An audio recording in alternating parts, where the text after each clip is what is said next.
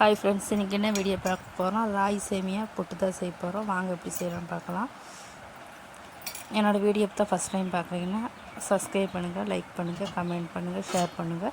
First ஒரு பாத்திரத்தில் தண்ணி ஊற்றி கொஞ்சம் உப்பு போட்டு கலக்கி வச்சுட்டு அதுக்கப்புறம் இன்னொரு பாத்திரத்தில் போட்டு ராகி சேமியாவை சேர்த்திக்கிட்டேன். இப்போ இதே மாதிரி எல்லா சேமியாவும் சேர்த்திக்கலாம். சேர்த்து கட்டி இல்லாத அளவுக்கு நல்லா உடச்சி விட்டுக்கலாம். இப்போ உடச்சி விட்டதுக்கப்புறம் கொஞ்சம் கொஞ்சமாக தண்ணி தெளித்து போட்டு இதே மாதிரி கை வச்சு போட்டு நல்லா பிசைச்சிக்கலாம். இப்போ தண்ணி நனையிற மாதிரி இதே மாதிரி பிசைச்சிக்கலாம். இப்போ எல்லா பக்கம் படுற மாதிரி இதே மாதிரி கை வச்சு நல்லா பிசைஞ்சு ஒரு 2 நிமிஷம் பிசைஞ்சிக்கலாம்.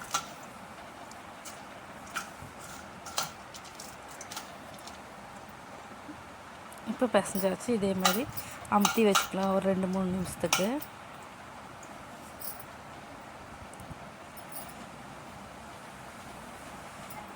அதுக்கப்புறம் தேங்காயெல்லாம் சிறையை எடுத்துகிட்டு வந்திருக்கிறேன். இப்போ இட்லி சட்டி அடுப்பில் வச்சுக்கலாம். இப்போ இட்லி சட்டி அடுப்பில் வச்சாச்சு. இப்போ இட்லி தட்டு மேலே வச்சு போட்டு இட்லி துணி விரிச்சுக்கலாம்.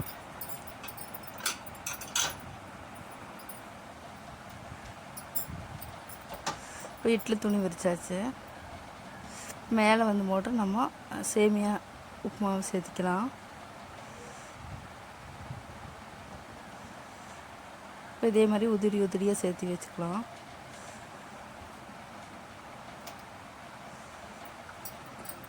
இதே மாதிரி எல்லாத்தையும் சேர்த்து போட்டு ஒரு 5 நிமிஷம் வேக வச்சு எடுத்துக்கலாம்.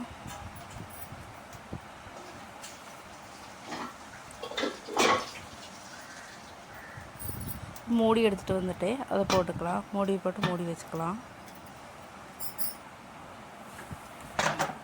இப்போ 5 நிமிஷம் கழித்து பார்த்தோம்னா சேமியாவெல்லாம் நல்லா வெந்து வந்துடுச்சு. இதை எடுத்து ஒரு பாத்திரத்தில் போட்டுக்கலாம். இப்போ பாத்திரத்தில் போட்டாச்சு.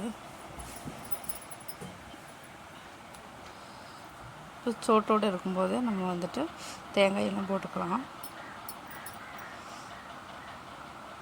தேங்காயெல்லாம் போட்டு நல்லா மிக்ஸ் பண்ணி விட்டுக்கலாம்.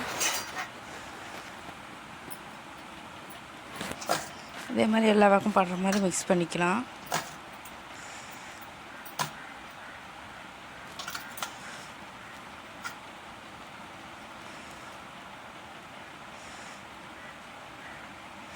இப்போ நம்ம பிளேட்டில் போட்டு சாப்பிட்றதுக்கு வச்சுக்கலாம். ராகி புட்டி, பழம், இப்போ நாட்டு சர்க்கரை இதையெல்லாம் வச்சு சாப்பிட்டா